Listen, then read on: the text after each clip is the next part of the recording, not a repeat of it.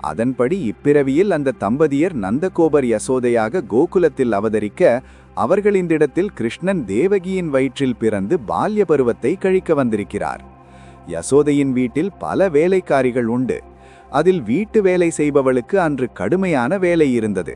எனவே வெண்ணெய் கடையும் பொறுப்பை யசோதை எடுத்துக்கொண்டாள். அவள் மனமெல்லாம் கிருஷ்ணன் நிறைந்திருந்தான்.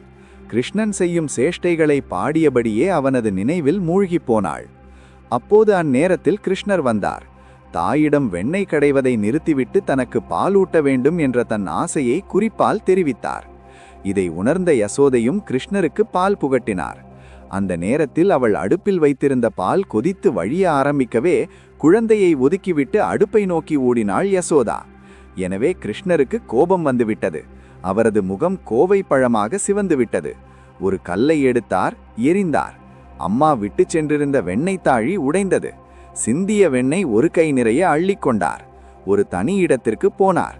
தலை குப்பர கவிழ்த்தப்பட்டிருந்த ஒரு உரலில் அமர்ந்து வெண்ணெய் தின்ற ஆரம்பித்து விட்டார். பசி பொறுக்க மாட்டார் போலும் நம் சின்ன கண்ணன். யசோதா பால் பானையை இறக்கி வைத்துவிட்டு திரும்பினாள். பானை உடைந்திருந்தது. கிருஷ்ணன் தான் இதை செய்திருப்பான் என்பதை அவள் அறிவாள்.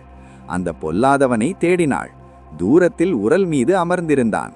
அவன் அவளுக்கு போக்கு காட்டிவிட்டு ஆங்காங்கே மறைந்து கொண்டான்.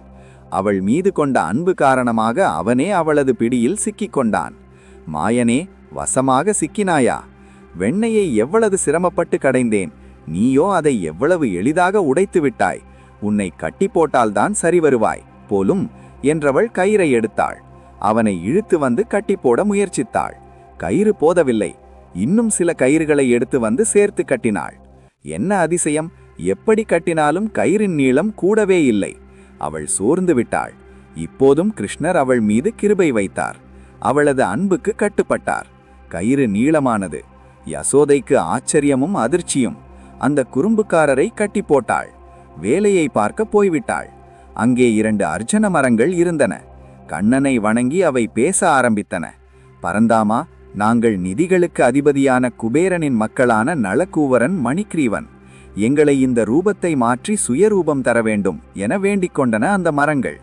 உலகத்து செல்வம் அனைத்தையும் குவித்து வைத்திருக்கும் குபேரனின் பிள்ளைகள் ஒருமுறை பல பெண்களுடன் ஒரு குளத்தில் ஜலக்கிரீதையில் ஆழ்ந்திருந்தனர். அந்த பெண்களும் ஆடை கலைந்து போய் போதையில் இருந்தன.